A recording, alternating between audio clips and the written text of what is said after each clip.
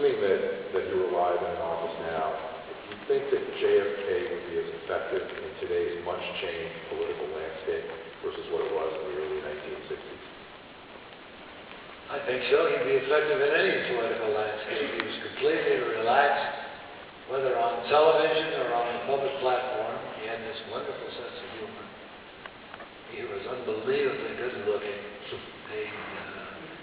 He simply had a personality and manner of speaking that enabled him to build bridges just about any audience, north, south, east, west, rich, poor. And he was a terrific campaigner, which is why I believe he would have been re-elected for the second term. I wonder if there's another issue, whether he would have wanted to be in politics, given the way media scrutiny has gotten so intense since the early 1960s. Do you think he might have thought that being in politics would have been too much of a burden, given how much politicians today are under the microscope? There's a lot of speculation about that, but he was a man who conducted himself in a way that was, shall we say, as I say in the book, I have a whole chapter in the book about his personal life, which I've never written or talked about before. But I say that he was sufficiently careful and discreet in his selection of both companions and places. He didn't use the Oval Office. Saw where that would get you. I don't think there would have been that much difference. After all, he was set upon leading this country away from the Eisenhower-Dulles foreign policy based on what's called massive retaliation, because he thought it endangered our country. And even though he suffered from a very bad back, and it was sometimes painful for him to climb up those steps to the airplane, to climb down later, and to stand on truck beds making speeches, and shake all those hands until his own hand became blistered and raw. He was a rich man. He didn't need that job. He could have been taking his ease on the beach in Hyannisport. So I don't think that other burdens that you refer to would have prevented him from trying to serve his country in that way. Just as I might add, Obama could have been a partner in a big Chicago law firm instead of out there day and night. I'm sure he's hurting his back and hand too, because there's nothing more exhausting than running the President of the United States. More so for the staff than for the candidate. He gets to go to bed at night. The staff stays up and works all night. So I salute Obama, as I saluted Kennedy, for being willing to seek the presidency, because a lot easier, happier, more comfortable choices were open to both of them. You talked about the fact that you think President Kennedy would have been elected to a second term had he lived. And one of the issues that people talk about, of course, when they think about what a second term might have been like, is Vietnam.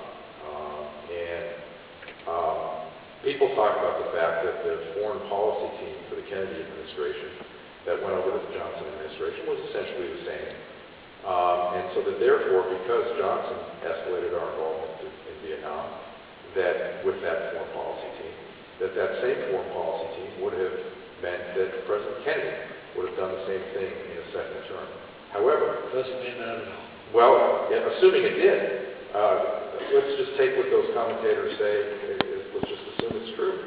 They're not taking into account Ted Sorensen, who would have been there too. Would Ted Sorensen have made a difference in terms of the policy that the administration would have had in Vietnam in a second term? It's an interesting question, and I didn't put it in quite those terms in my book, but I did, in the course of my research, find 2 or 3 memos I wrote to JFK about Vietnam, even though it was not my jurisdiction. But they were very much against U.S. involvement in a land war in Asia, which was essentially a struggle between two factions, one communist, one anti-communist, in Vietnam, both determined to get the foreigners off their land. They'd been the victims of French and Japanese colonization for decades, and they wanted no more of it. And there was no chance that Kennedy knew it, just as when he was a senator, he spoke against the French trying to stay in Algeria.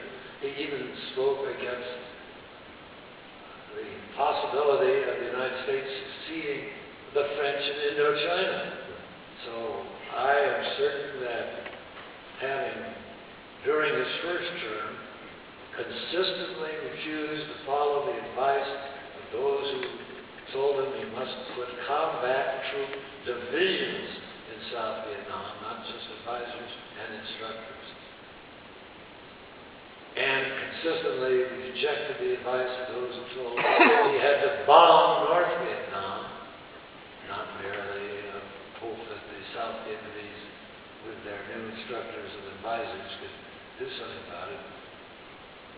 Even the last month of his life, he had started talking about taking those advisors and instructors out of South Vietnam.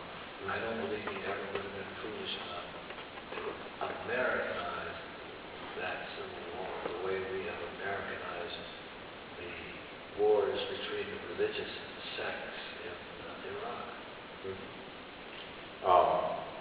What is your most cherished memory of working with President Kennedy? It's hard to narrow it down to one. The 3 years and more that I spent traveling with him to all 50 states, including North Dakota, were very special years. We talked, we laughed, we exchanged ideas, jokes, information about politics, issues. Very special, but of course, there was no substitute for my sitting up on the stands on the east side of the Capitol on noon on January 20, 1961, and see him being sworn into office, which all of those years we've been working for, and it had come true. It's an incredible moment. And a kind of a related question, the elegance and culture of the Kennedy years has been summed up in the word Camelot. Do you have special memories of the Camelot side of being in the White House?